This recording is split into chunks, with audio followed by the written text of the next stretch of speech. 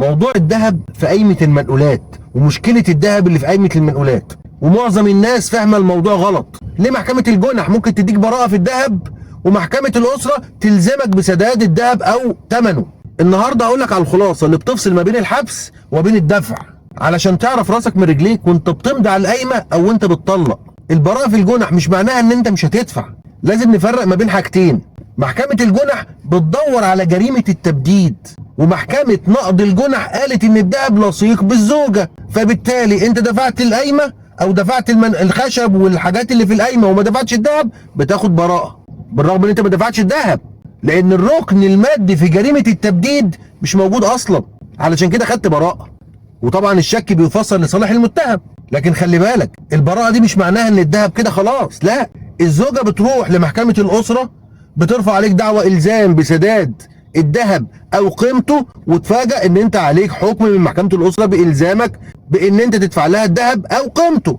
الزوجة لما بتروح ترفع دعوة قدام محكمة الأسرة، القاضي هنا ما بينظرهاش على انها جريمة، بينظر لها على انها وضع تعاقدي مدني.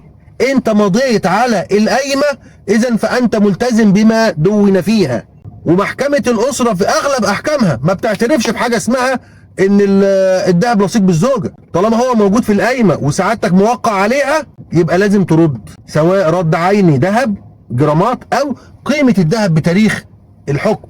الثغرة الحقيقية بقى، هل الذهب ده من المهر ولا عارية؟ هنا بقى دور المحامي الشاطر اللي يقدر يثبت قدام المحكمة ان الذهب ده من ضمن المهر، وان الزوج ما اخدهوش من الزوجة فعلا، وانها لما مشيت وسابت البيت كان معاها. وللأسف الحقيقة المرة ان محكمة الأسرة دايما بتميل الى حقوق الزوجة المادية، وزي ما قلت مبدأ الذهب لصيق بالزوجة ده مش موجود عندنا في محكمة الأسرة، ده سلاح بس بنستخدمه علشان نحميك من الحبس، لكن مش دايما بيحميك من الدفع. نصيحة لوجه الله، يا ريت الذهب يتكتب في القايمة بعبارة صريحة كده ان هو في حوزة الزوجة او في حيازة الزوجة للاستعمال الشخصي.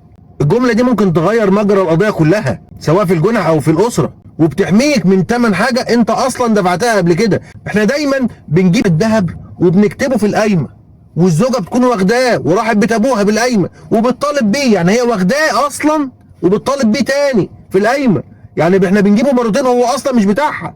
فيا ريت نخلي بالنا ونفهم حقنا ايه الجنائي وحقنا ايه المدني او طبقا لاحكام محكمة الأسرة. القانون فيه دهاليز كتير وقوانين كتير، والفرق بين محكمة ومحكمة ممكن يقلب حياتك. ولو عندك مشكلة في قايمة او مطالبة بقيمة الذهب ابعت لنا في كومنت واحنا هنرد عليك.